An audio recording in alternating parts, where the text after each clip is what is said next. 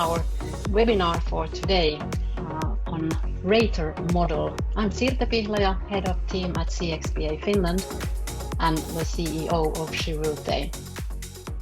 And I will be discussing today with Alec Dalton, Executive Director from Accelerating Leaders.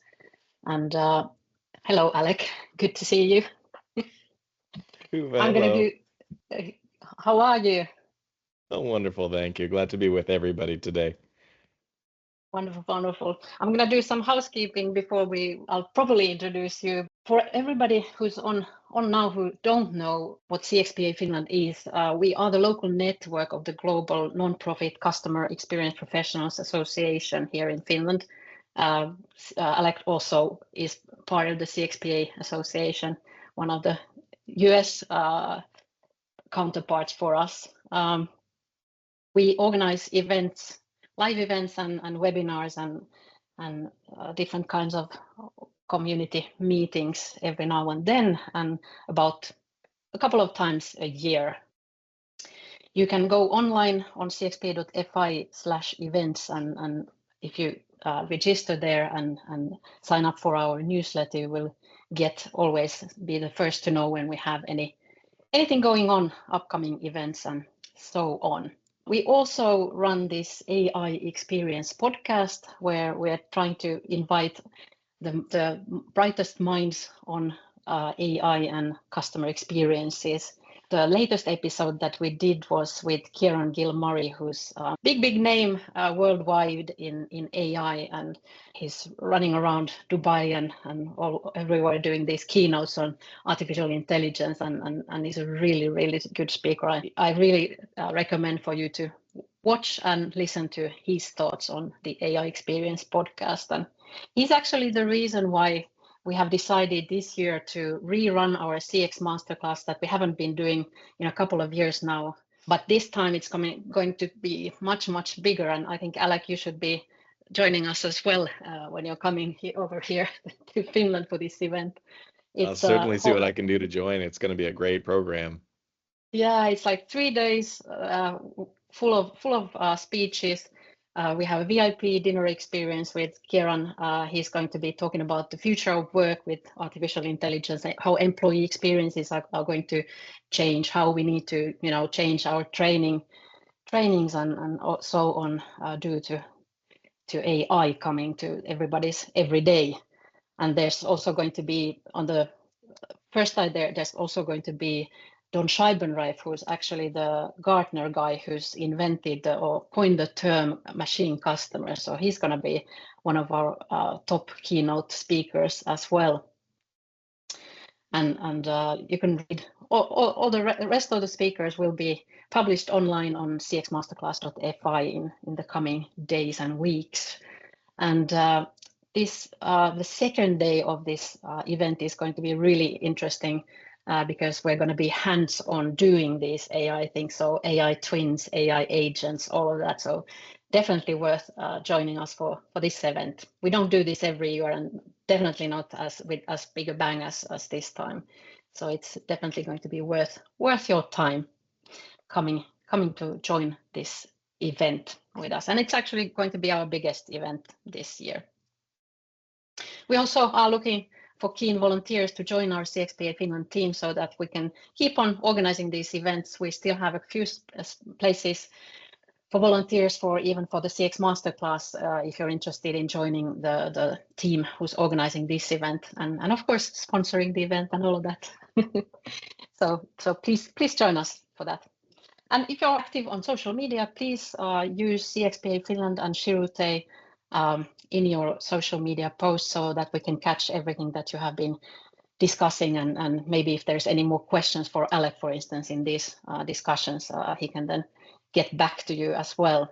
Of course, we would like to get some feedback from you on this webinar once we are finished with it. Don't go quite yet, but we will be sharing or drawing the Customer Experience 2 book with everybody who have left feedback. And the reason for this is because we've co-authored this book with Alex. So that's actually how we met in the first place during the pandemics, writing this book. He's going to be talking much about this topic today. So the cost of quality in customer experiences. So putting the dollars and some sense into that. Let's hop on maybe to our main event of today, the Rater model and enhancing service quality. As I said, we've met with Alec a couple of years ago, and we've been doing a lot of cooperation since then. Alec has been joining Finnish companies in over online trainings and workshops, and you made it all the way here to Finland also, like this May, was it now? May, Exactly. and we had a great time doing workshops here together, and hopefully, or I know that you will be coming this autumn, this fall as well. So I'm already looking forward to us meeting then again in live. Do you I can't wait. Do you maybe want to say a few words? I mean, everybody should have already heard about Alec. Alec is the guy who has been in leadership positions in Ritz-Carlton, Marriott International, Disney Parks and Resorts, customer experience, quality management, and all of that. And he's now heading the Accelerating Leaders company of his own, advising businesses. And you're also a professor at the Boston University and Florida International University. How do you have time for all of this? That's a great question, but somehow we all manage. Good. Shall I let you take the floor, the stage? Absolutely. And before I share my slides, first, hyvää iltapäivää, everybody.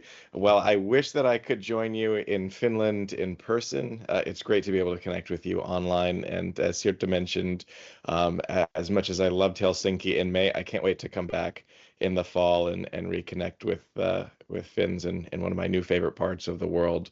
I've already got a craving for your delicious salmon soup, and we haven't been able to replicate it here in the States, I can promise you that. But in the meantime, without further ado, we've got a lot of ground to cover today. The focus of this session, as Sirte inferred, is all about understanding and really defining service quality. So I'm excited to walk with you through the way I think about service quality as I work with organizations, like Sirte said, whether it be the Ritz-Carlton, my time at Disney, and I'll be weaving those experiences throughout this conversation. Along those lines, the chat is wide open for you. Let's make this as conversational as you'd like it to be. I certainly have prepared remarks, but if there are any particular questions that arise, we can either field them in the moment or save them for a question and answer period at the end. So please feel free to interact, and I'll certainly be asking you questions along the way too. So keep your own chat box ready. And like I said, without further ado, let's dive in and talk about the order of business for today. Session called Rated 5 Stars, which again is all about delivering 5-star customer experiences. Now, while my background is in hospitality, helping organizations truly create 5-star experiences on Forbes dimensions with brands like Disney and the Ritz-Carlton, I'll be speaking broadly about virtually any business, B2C, B2B, healthcare to hospitality, retail, to other revenue generating functions, financial services, auto mechanics, everywhere in between. We'll, of course, have lots of nods to digital and AI and emerging technology experience as well along the way, because I had some nuances to this conversation that haven't arisen historically in discussions about service quality. As Sirte mentioned, just a little bit more about my background. I started in the hospitality industry with my boots on the ground. I worked in 5 luxury hotels across the United States, again, between Disney, the Ritz-Carlton, and several independent properties, and rose from housekeeping supervisor to hotel manager. After enjoying that experience and working directly with guests and developing high-performing teams, I then transitioned to Marriott International's corporate office and the Ritz-Carlton corporate office, where I led initiatives relating to annual strategic planning for operations, evolving and emerging research practices, and also the global quality technology strategy for Marriott's 30 brands, at the time about 7,500 hotels. So great experience, learned a ton. And now as the executive director of Accelerating Leaders, I get to work with organizations all over the world, including in Finland, to help them develop not only quality practices, but enhanced customer experiences, marketable customer experiences perhaps most importantly, profitable customer experiences. And I'm so glad again to be joining you today. But enough about me. Let me ask you a question. This presentation, this session, is all focused on quality. What does that mean? I'd love to hear your thoughts in the chat. How about you take a moment and answer this hopefully simple, but not necessarily straightforward question. What is quality? And if you don't have answers for that question, don't be don't be scared. We will be delving deeper into this Exactly. question during this session. Nothing like a pop quiz in the afternoon, right? It's like you're the teacher and you're asking, and then people are like, "Ooh, what's he asking now?" Sirte did give you fair warning. I'm a professor at Boston University and Florida International University, so my tendencies may pop out here. But largely, I love asking this question at the onset of quality discussions because, as we're already seeing in the chat, there are lots of different definitions. In some cases, as we've noted here, let me read through some of the initial responses. Quality is a matter of customer perception. Quality is something that makes sense in the eyes of the customer. And I love this already. We're focusing on the customer's perception, which can sometimes differ from the organization's perception. We've got a note here about the match between the particular product or service versus expectations and experiences, meeting, exceeding requirements, personal perception, all great, all important aspects of quality. In fact, I'm going to give you all A+ here. Something that our customers perceive as successful and good, the feeling that you're getting value for your money and you are satisfied. Absolutely. All across I the love board. these answers. These people Yeah. must be, customer experience professionals. Yeah, right, right. I think we're talking to the right group here. I don't even need to give this presentation. Who wants to take over? Well, the trick is, like I said already, there are lots of different definitions of quality. And I like this latest comment here, something that's highly subjective. Everybody sees it differently. Here's how I see quality. I actually see quality in a couple of different dimensions. On one level, quality can be a measuring stick, others a mark of satisfaction.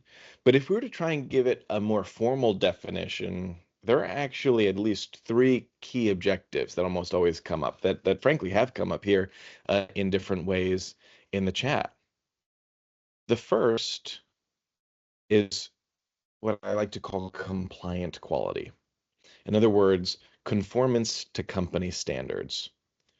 So within your business, you likely have certain ways of going about doing things, processes, policies, expectations for your outputs, for what actually reaches your end customers, expectations for the way your team works together internally with customers, potentially with vendors or other partners to get that work done. And you have expectations for how that happens. So this level of compliant quality is all focused largely internally, making sure that we're maintaining consistency in-house. There are lots of benefits to this, among them things like economies of scale, batch production, the ability to develop expertise through repetition, the reduction in costs associated with changing processes and switching mindsets. But as we've already acknowledged, this trickles into the customer experience in a couple of different ways. On one level, if customers have past experience or referrals from other customers, and they have expectations formed in their minds about what your experience entails, they're going to be looking for degrees of consistency in the services and products that you're providing them. So this compliance is really important in that regard from a consistency standpoint. There's another aspect too that relates to, again, kind of level setting and experiencing, creating a degree of fairness and equity, making sure that some customers don't feel like they got to the short end of the stick while others got bargains that they weren't asking for. So compliant quality, one angle that I'll leave at that for now. Do you have any concrete examples on the first Oh, yeah. compliant quality? Funny you should ask here. To let me look in my bag of tricks over here. I'll give you a good example. So if we look at the classic hotel shampoo bottle, I think it's a prime example of something with lots of degrees of compliance associated with it. And I'm going to use one of Marriott's, we call them soft brands, the luxury collection, as an example. So all throughout the world, including actually in Helsinki, there are distinct hotels. They've got their own identity, their own local flavors. They don't necessarily fit the mold of a typical mega brand, but nevertheless, they're under this soft brand umbrella, the luxury collection, because their guests can benefit from Marriott's loyalty program. Their guests can benefit from um, the reservation systems and sales processes of Marriott. Likewise, the hotel owners benefit from having kind of that captivated audience, but the hotels maintain largely their brand identity. You might be wondering why I'm bringing up this example while talking about compliant quality, because this is all about being on brand. The reason I like these soft brands as an example is because even though each hotel is unique, there are certain threads that weave them together. And one of those typically are the shampoo bottles. So whether we're in Helsinki or we're at the Palace Hotel in San Francisco, the hotel might look different. It might be named differently, even though it's by the luxury collection, but perhaps more in little touches, nods, like the shampoo bottles, you'll find consistency. The same shampoo, property to property, similar floor mats and doormats, property to property, similar tone in the service that's provided, even again, if there are local variations in flavors. So one thing to think about when we're talking of compliant quality is what compliance means in your organization and what level of standardization you're looking to um, enliven. In some cases, we'll talk about McDonald's in a little bit. There is high degree of consistency in every part of the operation everywhere in the world. In other cases, like that example I shared from the luxury collection or other brands like Autograph Collection, Design Hotels, Curio, um, there's what we call tolerance for variation. There might be local alternatives, a set of options you can choose from, but all again with the goal of maintaining ties within the brand that make it more efficient to operate internally, while also making it easier for customers to have not only expectations, but to have those expectations validated as they come back time and time again. But again, just one aspect of quality is that internal compliance. There's another aspect of quality. In one of the comments in the chat, I saw somebody mention that quality in some ways is a reflection of one's past experience, perhaps with the brand. But it can also be informed by past experience with other brands, whether they be competitors or analogous businesses. And so the second dimension of quality I like to think about is competitive quality. And here we want to at least meet, if not exceed, or be an exception to other comparable offerings elsewhere in the marketplace. So in this case, for example, we might look at, again, McDonald's and compare to Hesburger. There are similarities, similar menus, but different flavor profiles, different packaging, different aesthetics, different service styles. Not here to say one is better than the other, but that's for the customer to decide. And the customer will do that by benchmarking in their mind, kind of along the value proposition prompt somebody offered in the chat.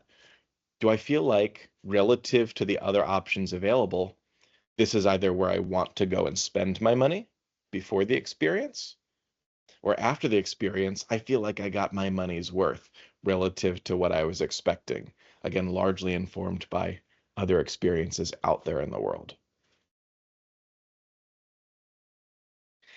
The last, but I would argue most important aspect of quality is customer-centric quality, ultimately involving not only the satisfaction, but the engagement and retention of our clientele. In my mind, this is most important because if we're compliant, but we're not adhering to the right standards, what's the point? If we're competitive, but not along the right dimensions, not the things that actually matter most to our customers, we might be wasting energy and effort. at the end of the day, to a certain extent, and I might ruffle some feathers in the quality world when I say this, but I think pursuing quality in and of itself for its own sake, while really noble, is also kind of like chasing fool's gold. Because quality, I see it as a method and a means to an end, two ends in particular. One of those ends is obviously retaining our customers, keeping them coming back, returning time and time again, increasing their share of wallet, hopefully along the way, but also making referrals and recommendations, reviews, so that through their positive word of mouth, fingers crossed, we're generating marketing buzz that excites other people to come and experience us as well, widening our volume of customers, our book of business. There's another aspect of quality too, and Sirte teed this up as a preview of the book that we'll share if you're kind enough to share feedback with us. In customer experience 2, my chapter is all about the cost of quality and the idea that while it's not free to make all of these things happen, it does take time, money, and investment to deliver quality. The opposite is oftentimes even more expensive.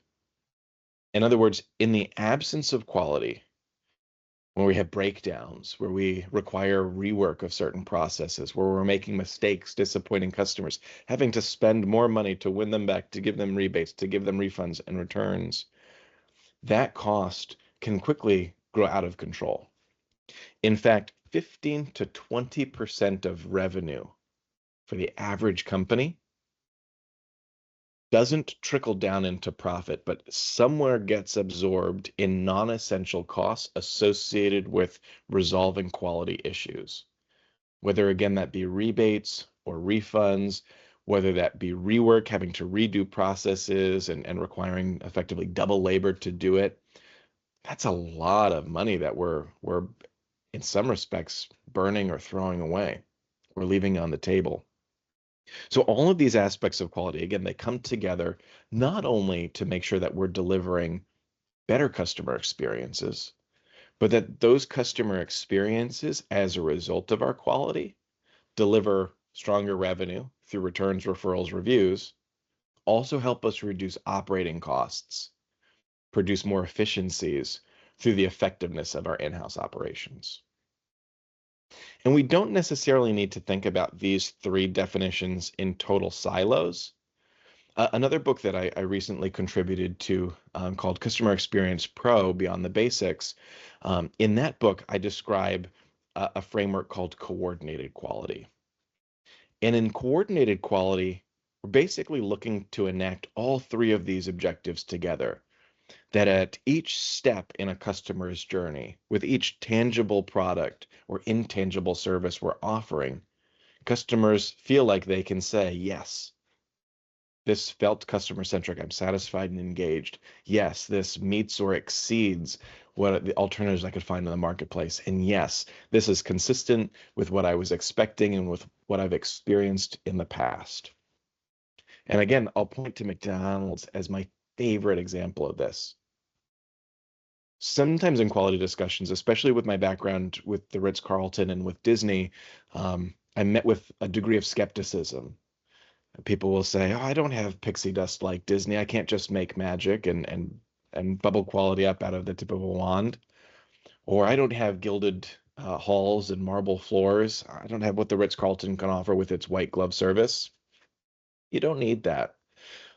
McDonald's, I think, does it quite brilliantly. Everywhere in the world, when you see the Golden Arches, you get virtually the exact same French fries. Whether we're in Helsinki, so we have a colleague here from Oslo, whether we're here where I live in New York City, the consistency is worldwide by design from a compliance standpoint. The standards, the processes, the procedures, the inventory is highly regulated within the company. Not only that, there's an intensive amount of research that went into basically formulating, concocting the recipe and the purchasing requirements and the cooking requirements for McDonald's fries so that team members know how to prepare the product the same way in each of its units.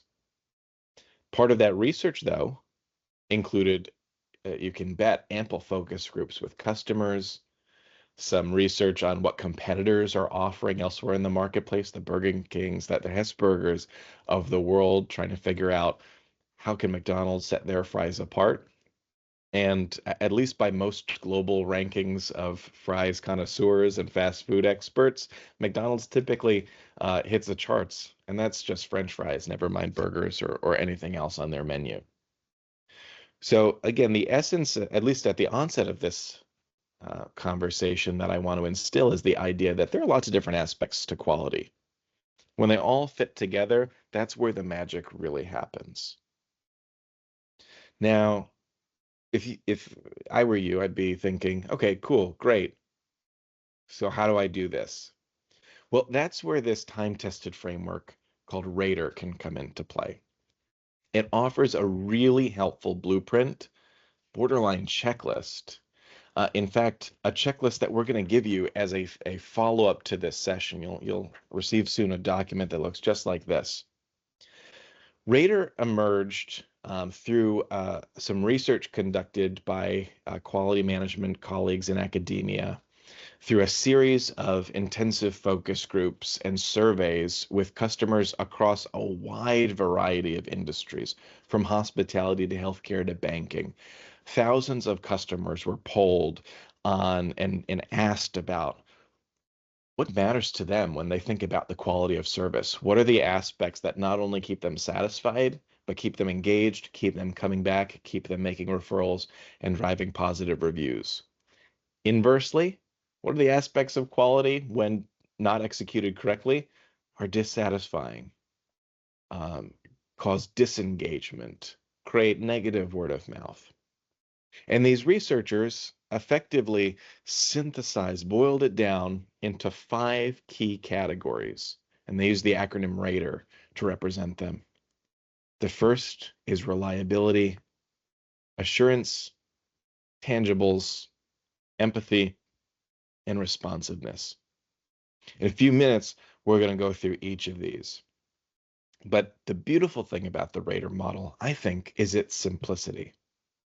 From working in hotels, training my teams on how to deliver great customer service, to working in corporate offices, trying to strategize brand standards or technology programs or operating strategies, having a sense of these 5 elements is really powerful and really easy for bringing team members onto the same page.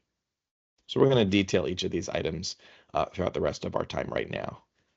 Alec, I just have to stop you there in your tracks. I'm looking Please at the date at the top right-hand corner, 1988, Mm-hmm. and I know that Rater is derived from Turkful model that was already invented in the 1980s. So, how is this relevant in today's world with the digital and the AI and all of that? What a great question. Would you believe it if I said that that was planted? So, Sirte, you are absolutely right to note that. ServQual, that original study that developed the Radar model, was first published in 1988. That's the elephant in the room, if you'll pardon the visual pun on the screen. In many respects, the 5 key Radar elements remain, again, time-tested and true today. Fundamentally, they still inform how we should think about the satisfying aspects of services and products. However, as we can imagine, the world of 1988, I won't count back how many years ago that was, but the world has certainly changed since then. The internet, borderline non-existent, never mind AI, never mind mobile phones. And so there have been a lot of changes since that 1988 study. Now, the same researchers who completed that revisited their methodology and expanded it in 2005, and particularly looked at service quality aspects associated with electronic services, primarily internet-based services. So as we discuss the 5 components of Radar, I'm going to weave both of these together. However, even 2005 was now 20 years ago. Ugh. I hate saying that. But conscious of the fact that in 2 decades, a lot has changed. Again, now we all have mobile phones in our pockets. Now we're talking actively with computers in the form of AI, in the form of chatbots. We've got robots, we've got iPads, tablets. We've got, in some cases now, cyborgs. We've got implants. We've got the Internet of Things. There's a lot more that needs to be accounted for. And to be candid, the Rater study hasn't really been updated recently. So, like I said, as a professor, this is an area of research I'm particularly keen to dive into. And I'm going to be honest, we're still figuring some of this out. But I have a lot of hypotheses that I'm going to share with you right now about how we're going to take Rater into not only the 21st century, but into 2025 and 2030 and beyond. And before I share with you my hypotheses, I'm going to give you the legacy factors for each of the 5 components. And then I want to hear your thoughts. And I want to see how well we're aligned in terms of where my preliminary research has gone and what's on your minds, what you're experiencing, both as business leaders and as consumers yourself. So if you're ready for this journey, let's dive in. And we're going to start with the first component of Rater, reliability. So again, based largely on the original ServQual study, as well as some iteration in its electronic services supplement, here are some of the original factors associated with reliability. Essentially, when we're talking about reliability, we're suggesting that the product or service performs its intended function. In other words, it checks the boxes off what we said it was going to do. So as we can see here, the core components effectively allude to the utility, that success factor, that we're meeting the expectations that we've set, that performance was right from the get-go, and if it wasn't, that it was quickly handled as expeditiously and reasonably and responsibly as possible. In other words, reliability helps customers form trust with an organization that we're going to do what we've said we would do. If we think about going to an auto mechanic with our cars, if we need an oil change, hopefully by the time they bring the car back to you, they've given you that oil change. Now, along the way, the mechanics may spot other opportunities for improving the operations of your vehicle. Maybe they see a loose plug or a loose wire or something stray that caught their eye. In some aspects, going above and beyond, they might recommend other ways in which you could improve the performance of your vehicle beyond simply performing that oil change.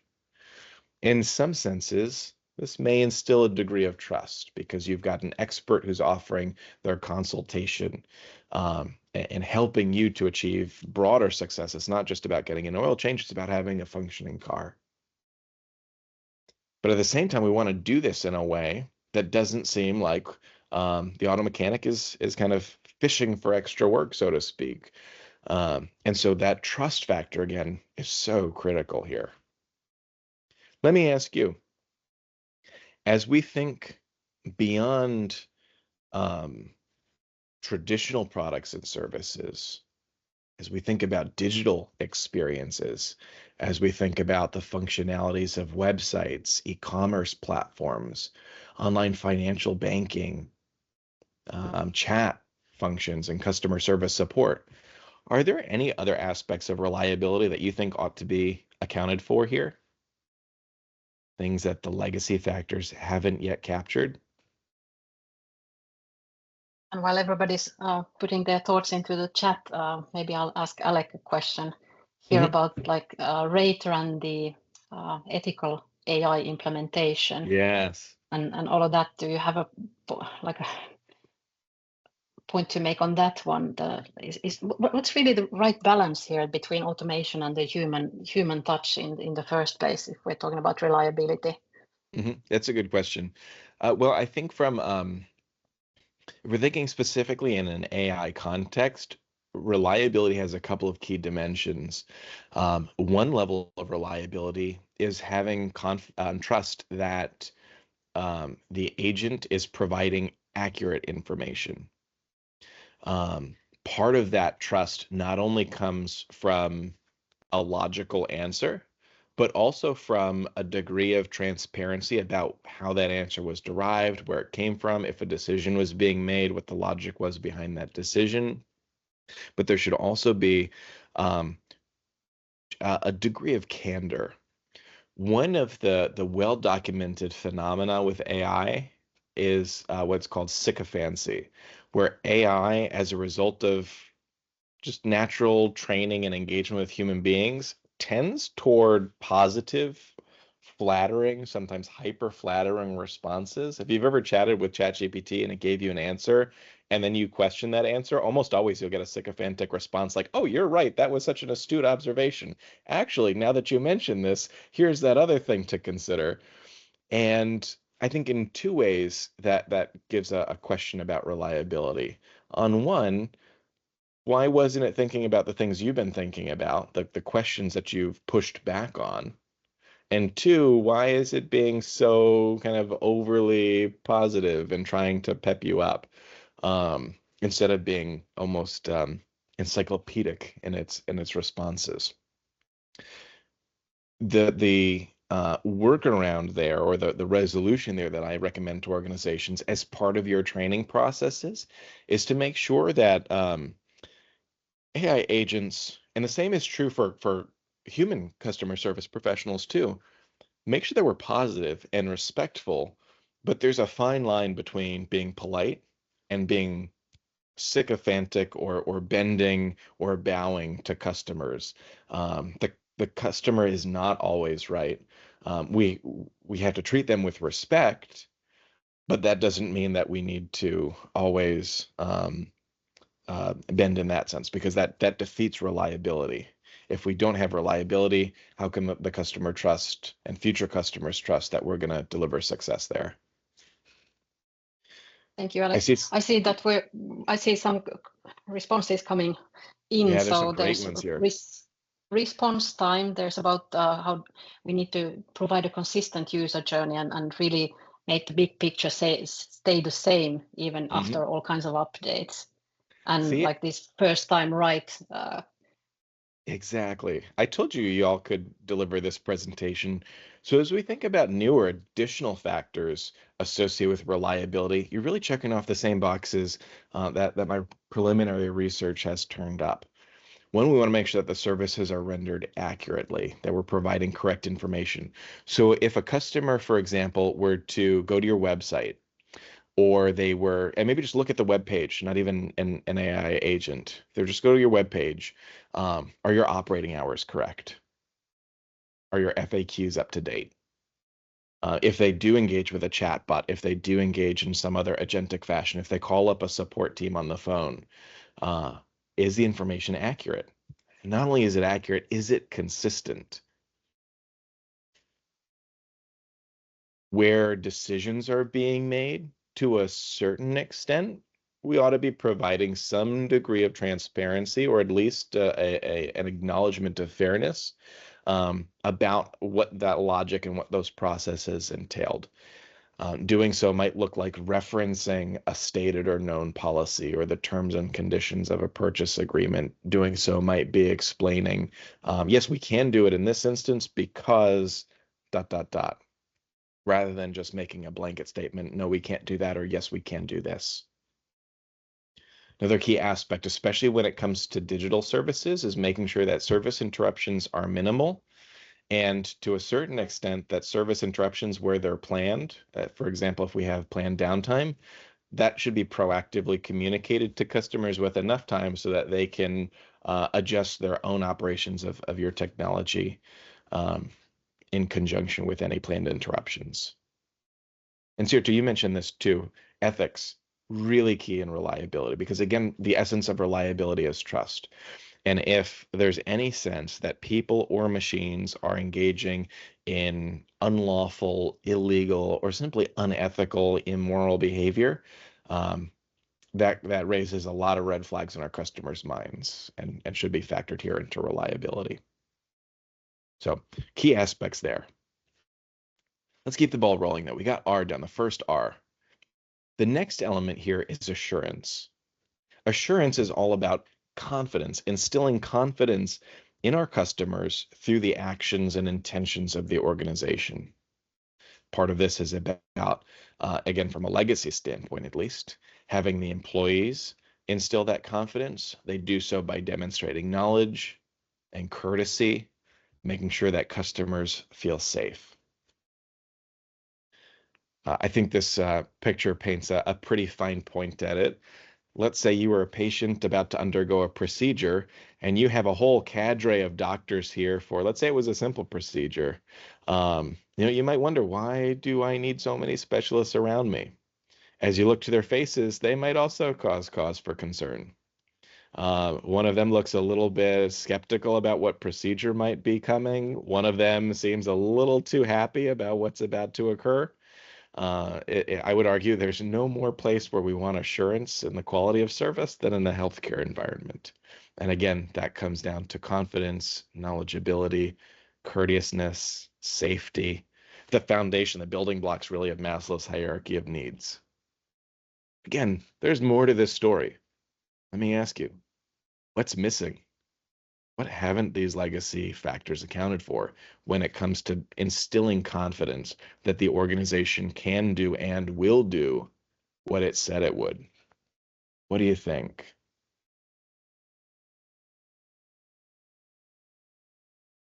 "40 years after ServQual, 20 years after ESQual, what might new additions to assurance entail that reflect the modern customer experience, the omni-channel customer experience?" That's Yannicki's comment. How can we build trust through confidence? I'll give you some gimmies right off the bat. The first three of these items here talk about employees. And as we just acknowledged, we're in a world now where employees, in quotation marks, can be AI agents, can be robots. Maybe they're not employees, but they're outsourced third parties. We might hire a vendor to handle certain support functions or service functions, partners, etc. Henrik, great point. Customers are really smart. We're really smart as human beings, right? We can generally get a sense of whether we're talking to an AI system or a human being. And in many respects, we haven't, with many systems, yet passed the Turing test, that kind of dividing line between when a system seems like a human or a computer, when it's that line is blurred and negligible. There's a hotel chain in Japan, Hana Hotels, that I think does this quite interestingly. At their front desks, when you check in, they have kind of a self-service check-in function using robots and using agentic service by voice. Rather than have a creepy humanoid mannequin at the desk that would scare away their customers as soon as they walk in the door, they play off of this. So their robots actually look like mechanical, clunky robots. In some of their hotels, there's one actually 2 blocks away from me in New York, there's a dinosaur. They play into the fact that this isn't a human. Let's not be making any illusions about it being a human, but nevertheless, it's a support service that can help to accomplish the job. So there's that again, it goes back to reliability. There's a degree of transparency in that sense. Where there are uses of AI, there needs to be a clear consideration of AI almost as an extension of human beings within the organization. So an easy defeat for assurance would be an AI system saying something along the lines of like, I don't have that answer. Let me go ask a person. Or I need to check with somebody about this. It's out of my scope or something like that. Like the same types of comments, frankly, that we would be disappointed with from a human engaging in service. We need to think about that in an AI context. So some of the new factors here, ensure that communication is clear and customer friendly. Making sure that safety and security measures are apparent and adequate. Making sure that tech is as knowledgeable and courteous as employees. I think you're absolutely right. The transparency is really, really key here.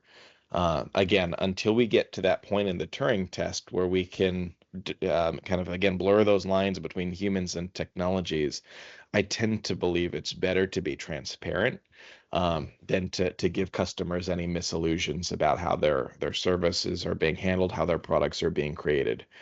Because if snags occur, it becomes doubly impactful on dissatisfaction. Um, We should also keep in mind, I think, that the EU AI Act actually obligates organizations to tell whenever their customers are in contact with AI. Mhm. So it's a legal matter as well. Exactly, exactly. And so much of this, again, has to go back to the safety and security function as we think about data privacy. We want to make sure not only that our data is secure, but that we know where our data as consumers, we know where that data is going, who has access to that data, um, who could buy that data. Um, and we want to make sure, especially for our personally identifiable information, credit card information, banking details, health information, that there's safety and security in that. So some key aspects to consider from an assurance standpoint. Let's flip. Actually, I'm going to give you an example here from Finland. This is one of my favorite examples of assurance in action. It comes from Sokos Hotels from S Group. If you've ever stayed at one of their properties, you may have noticed on the second day or the third day after housekeeping services performed, or even upon arrival, I believe this is in the room on arrival, you see a note near the foot of your bed, this card here, two puppies, and it says, "Yes, it's true. We also cleaned under the bed." I love this because, as this alludes to, not every hotel does a great job cleaning under their bed. I like this on one level because it's just fun. It speaks to the identity of the brand and it brings it to life in a really fun way, and it kind of builds that relationship with the customer and the brand. But I also like the fact that it acknowledges a common concern or pain point for certain travelers, those who might be cleanliness or hygiene conscious, and says, "We've got you. Like, have confidence that we've thought of everything while you're here with us." So kudos to Sokos for that great example there. And speaking of cards, let's talk about tangibles. From a legacy standpoint, this related to making sure that equipment was modern, and by modern, we really kind of mean up to date, up to speed, functional based on contemporary standards. We obviously have in brick and mortar spaces, facilities, other materials like our McDonald's fry carton. It should be visually appealing. As we think about our employees, they should have a neat and professional appearance. This is an enormously broad category, and um, part of my hesitations with ServQual in the past were the fact that really only included these three factors. So we're going to talk about the emerging factors in a couple of minutes, but here's an example from a fast food chain here in the United States, out in the West Coast. They're known for really, really good burgers. And like many diners across the United States and across the world, uniforms typically are all white. What do you think might be a common challenge, though, that they run into from a uniforming standpoint? You look at this picture, as you think about a diner, particularly one that specializes in cheeseburgers, what do you think might be the difference between this PR photo and reality?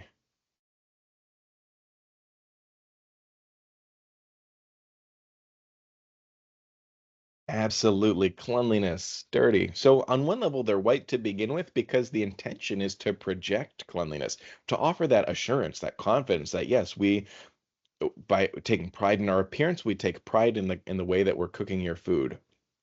However, in reality, if you were to go into one of these restaurants, you would see that along everybody's midsection and usually along the cuffs of their pants near their shoes, gray and dirty, because the uniform wasn't designed for utility. It was designed for aesthetics.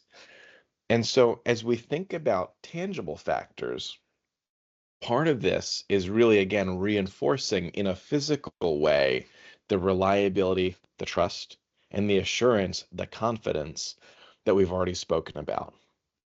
So I'm going to jump the gun here. I'm going to give you a break on tangibles. Some factors that we need to consider in a contemporary age and a digital age, including making sure that it's not only our facilities and our materials that are aesthetic, but making sure that our digital environments are aesthetic, that our mobile app or our website on mobile browsers or tablets is compatible and appealing, just as it might be on a desktop and vice versa. We want to make sure that there's usability taken into account, a great user experience in terms of the placement of buttons, the size of fonts, the use of colors, and that, of course, extends into the physical world too, where the physical and digital worlds come together at the palm of our fingertips or through enhancements like glasses with observational capabilities. We want to make sure that the haptics, again, the user experience, it's easy to learn and easy to use, that there's a degree of seamlessness in the integration between physical and digital experiences. We want to make sure that these are accessible to all customers, particularly to customers that might have particular needs. And in many cases, this is also a regulation by law in many parts of the world. And of course, we also want to make sure that the facilities, the operations in general, have a sustainable orientation to them.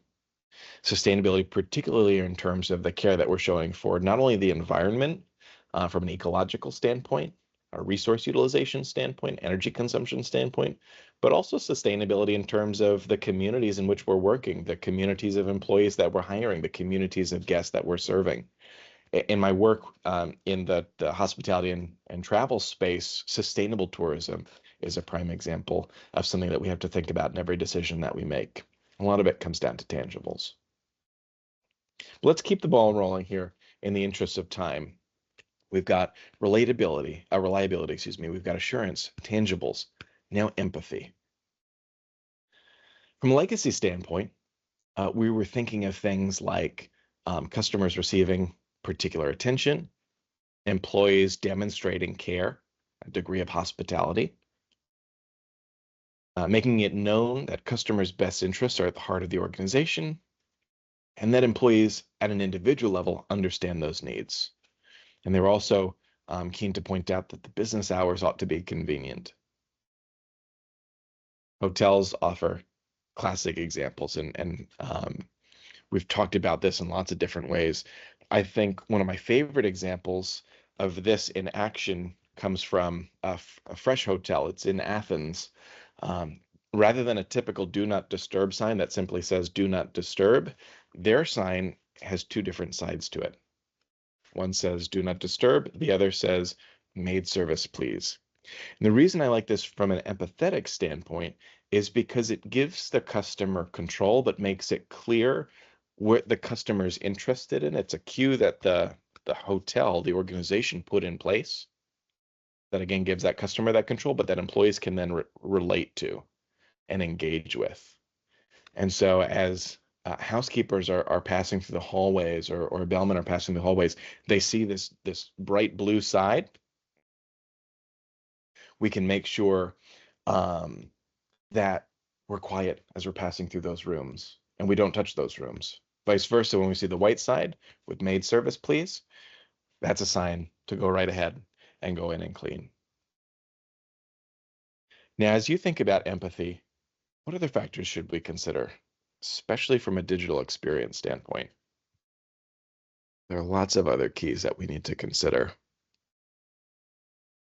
The giveaway is just like in prior examples, whereas the legacy factors focused on employees, we can think of information systems, AI, as extensions of employees, as kind of quasi-employees in a certain extent. And so they should also be demonstrating a degree of care towards our customers. They should have a degree of understanding customer needs. So we've got factors like tech being able to engage with emotional cues, having appropriate user experiences, not only in technical settings, but also in intangibles. The language, the imagery, and the design of service should be appropriate. I'll give you a classic example. Have you ever called up a support line? Let's say you've a package is running late, or um, or your utilities went down, or something unfortunate happens, and you call up the phone line to try and talk to somebody. And the first thing that happens is you get caught in a phone tree. You got to push the buttons, and you're having a really hard time talking to somebody. That is, I think, an unempathetic experience in and of itself. Let's say you can bypass it somehow and you talk to an agent, or you button mash the 0 button and eventually say, all right, we'll get you a human being. Hold on. And then they put you on hold. How often do we hear really chipper pop or rock or country while we're having a not so great experience? It almost creates a degree of cognitive dissonance. So using softer music in a case like that, not somber music, this isn't a funeral, but being mindful of the state of mind that customers are in as they're going through your experience is a key part of journey mapping and reflects, or ought to reflect, the empathy component. Likewise, leveraging our CRM capabilities and our loyalty programs to develop knowledge of each customer and to act on that knowledge is really important. At the same time, we have to make sure we're not doing it in a creepy way. So, for example, I'll spill the beans. At Ritz-Carlton hotels, we know which side of the bed you sleep on. We know this so that we know which side of the bed to turn down and whether to place a dark chocolate or a milk chocolate or fruit or something alongside your turn down. But again, this is a safe space right here. It's not like we advertise to the guests, like, we know which side of the bed you sleep on. This is based on observation over time to act and deliver service in an empathetic way. Our goal is to make it seem intuitive rather than overt in that particular example. But I think a good one of putting empathy into action. Again, empathy is all about understanding and recognizing each particular customer. And now brings us to the last R, responsiveness. We have legacy factors like keeping customers informed as service occurs, providing prompt service, showing willingness to help, responding to customers' inquiries in a timely and reasonable fashion. What else are we missing here? We can think of lots of examples. Often responsiveness occurs when something hasn't gone totally right, or where maybe something has gone right and we want to double down. Maybe a customer calls and says, you know, I loved the experience that I had. Let me buy another. One of my favorite examples here comes from the pet foods brand Chewy. So this particular example, as CX professionals, you may be familiar with it. It's been pretty legendary at this point. Chewy is a subscription service for pet food. And there was a noteworthy example where a customer called Chewy, sadly, to share that their pet had passed away and they needed to cancel the pet food subscription. So the first thing the agent over the phone did was exchange sympathy and sorrow for the customer's loss of their dog. And they talked about it for moments before even going into business. And then the agent assured the customer that the subscription would be canceled, that billing would subsequently conclude and whatnot. But what happened next, I think, made this an incredible experience. One, the agent acknowledged that the next shipment had already been sent. It was already scheduled to be sent. And they said, we're not going to charge you for this upcoming shipment, but we're going to send it anyways. Because it's already in process, it's already in the mail, it'll reach you tomorrow. What we would love, if you would like, is to donate it to either a pet food shelter or to a friend with another pet, so that they can enjoy the food. The customer loved hearing that. Hangs up the phone, goes about their day. The next day they get a knock on their door. It's not the pet food, that comes later. They get a knock on the door with some flowers and a card from that agent expressing sympathy for the loss of the pet. I think that not only demonstrates empathy, but also responsiveness. The organization recognizing the customer as an individual, and through responsiveness, helping that customer feel seen and helping that customer achieve success. So as we think about aspects here. You hit so many great nails on the head in the comments here. It's making sure that there are omni-channel opportunities for customer service and support, and for purchasing, and for learning about the experience before it even happens or before a product is procured. It's taking ownership of customer issues. Maybe the first person who is approached by a customer can't solve it on their own. It'd be great if they could, but sometimes they can't. But if they can keep tabs along the way, that helps to support the idea of a brand relationship. That follow-up is really, really important, not relying on FAQs, making sure that service is provided proactively wherever possible, making sure that it's available in a timely fashion relatively soon upon request, again, having choice of their channels of engagement, and also making sure that services can be adapted to preferences. I mentioned the phone tree conundrum earlier. I'm not here to say get rid of your phone trees. I'm not here to say that we've got to man all of our call centers back with only people, no bots, no trees.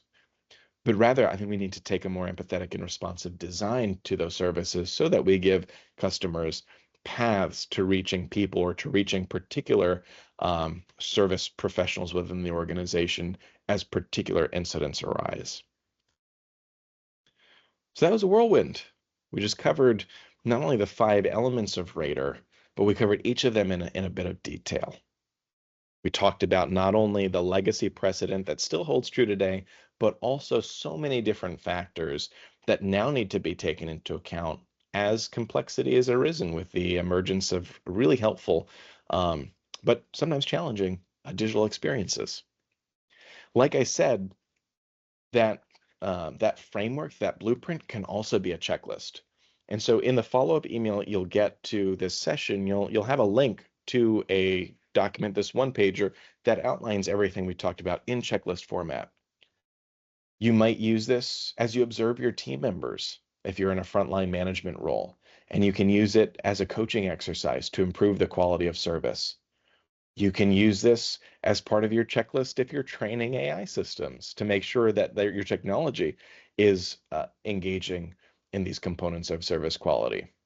And if you're an experienced designer, you're part of the strategy team of an organization, or you're an operator, you can also use this as a checklist when designing experiences or as you're evaluating each step along your journey map. It's a really helpful and handy tool to make sure that every step along the way is delivering quality to your customers.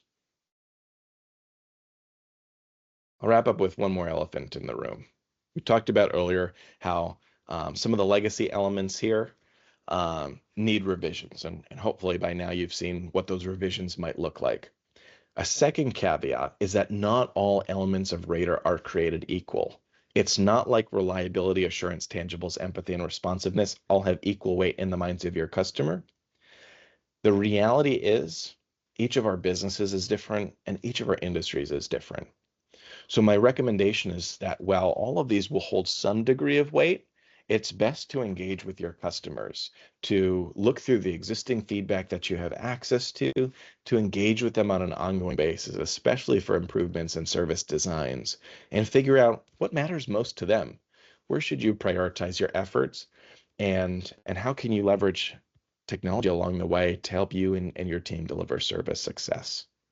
So that's both an opportunity and a challenge for you to consider. But with that, and mindful that we've gone just past the mark on time, I don't want to shortchange anybody on questions if they have any that remain. So I'm happy to stay on for a bit more time as it allows and see what else do you think? Are there any other questions that you have or items you want to cover? So I suggest that we keep on for Q&A for another 10 minutes or so. So we'll finish at the 15 past. So thank you for everybody who needs to leave us now. We hope to see you with Alec or with the CX Masterclass in our next event. Meanwhile, while people are writing their questions in the chat or the Q&A, and we'll make sure, by the way, that if your question doesn't get answered right now, if we don't have the time, then we'll get back to you with Alec later on after this webinar. But while everybody else is thinking about their questions, I'm taking the opportunity to ask the first one. So I have loads of questions that I had prepared here, but Let's start with this one. That what do you think is the most overlooked of the Rater dimensions in a tech-first customer experience? That's a great question. I think empathy is the most overlooked, in the sense that there are a couple of aspects to consider when it relates to empathy. Part of this is courtesy and respectfulness, and I acknowledge one of the major concerns around just the general tendency of AI systems to become sycophantic, which can eventually kind of sound patronizing to customers, or it becomes unreliable. It sounds unreliable. So that's one thing to kind of focus on in training, is trying to maintain respect while reducing the sycophancy component. But another key aspect of empathy is also recognizing that each brand has its own voice and its own tone, and that should resonate as much in a person-to-person interaction as it does in a virtual reaction. So thinking about this in old context at Marriott, the Ritz-Carlton has fairly formal service structures, is engaging with generations of guests and demographics of guests that are a bit more formal than the other brands. On the flip side, at Moxie, a brand where you check in at the bar, much more casual experience. It's tailor-made for millennials, now Gen Z, and soon Gen Alpha. The tone of both of those brands should be very different. If we're using a chat function, for example, it would be very reasonable for the Moxie chat to say, "Hey, how's it going?" That wouldn't be very on brand within a Ritz-Carlton. Vice versa, if the Moxie chat were to say, "Good afternoon, it is a pleasure to speak with you. How may I be of assistance?" That might be a little off-putting for those guests. Whereas at the Ritz-Carlton, again, I'm talking on average, I'm generalizing here, but that might be a little bit more resonant and empathetic. Empathy at the end of the day is just recognizing and understanding the needs and nuances emotionally and functionally of our customers. Okay, thank you. We have a question here from Anne. She's asking about the Rater model, whether you have been able to connect it to business and financial results, so the metrics kind of side of things. Great question. I'll be really candid on this. As you can imagine, there's so many complexities and so many variations and applications that it's really hard to say Rater drives revenue by X% or Rater reduces costs by Y%. But basically, the way that we think about Rater is part of the overall service profit chain. Rater has been shown to increase when executed correctly. And there's, in fact, Rater can be paired with a ServQual survey. It's kind of like NPS is a fairly standard set of survey questions. ServQual is another variation that you can use, and many studies have been done across different industries that point to correlations between ServQual results and, of course, not only customer satisfaction, but returns, referrals, positive reviews. And so by extension, we can then kind of project that out to increased revenue or decreased costs associated with fewer defects, fewer issues, incidents, so on and so forth. So the short version of that answer is it works, but through other related mechanisms. I think it's more like the ServQual was about measuring things and doing the surveys and so forth, and then Rater has come to kind of elaborate on that to make decisions and planning and designing what to do and how to train and change the culture here. So actually, my next question for you is really about the cultural foundations for embedding Rater. How have you maybe done this at Marriott or during your time? And before I answer that question too, I'm going to give another plug for our book, Customer Experience too. And again, if you share feedback in our post-session survey, you'll get a copy yourself. My chapter on the cost of quality and addresses your question fairly directly, focusing more so on internal quality, defect reduction, efficiencies, effectiveness, et cetera. But it provides some frameworks for kind of building the business case around why service quality translates to financial gain. So you might want to check that chapter out.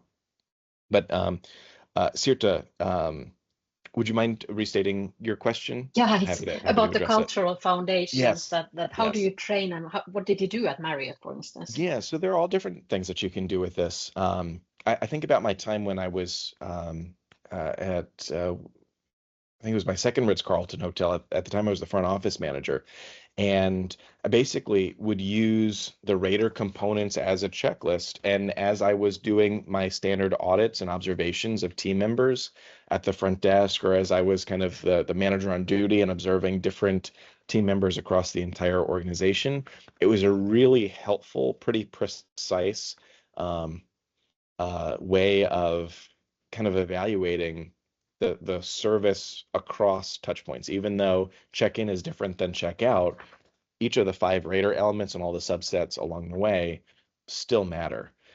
Whether we're in the front office or we're in food and beverage departments, we're in housekeeping or maintenance, the same service principles apply. So I like its transferability. I like how it can be used on the front line. Vice versa, when I was working in corporate settings, especially when I was in quality strategy, it was a very helpful framework for kind of diagnosing quality challenges. So we would often look at large amounts of guest feedback and use Rater as categories basically to pinpoint in which of these categories are these issues emerging, which are becoming high priority challenges that we need to address really fast, which have systemic issues underlying them, so on and so forth. So it became a tool for quality appraisal as much as for quality by design. Okay, and we have one final question here Mhm. from the audience. Yara is asking about the Rata model, how the different elements weight how they differ across the globe in five-star hospitality Mm. environments in cultural settings, different cultural settings. Great question. There is, and that kind of goes back to what I was commenting about, how every organization has different customers, has different operations, has different groups of employees. Every industry has variations. In fact, there are variations of serve qual for hospitality versus for banking versus for digital services. So you might want to check that out too. I'll put that in the chat. It's serve qual, and you can look it up for your particular industry. But it is also true that different aspects vary culturally in different parts of the world. Um, I won't speak to the Rater statistics specifically, but I remember an instance at Marriott where we were evaluating global satisfaction patterns across different regions, and we noticed that our hotels in Hawaii and French Polynesia had markedly lower average satisfaction scores than other regions of the world.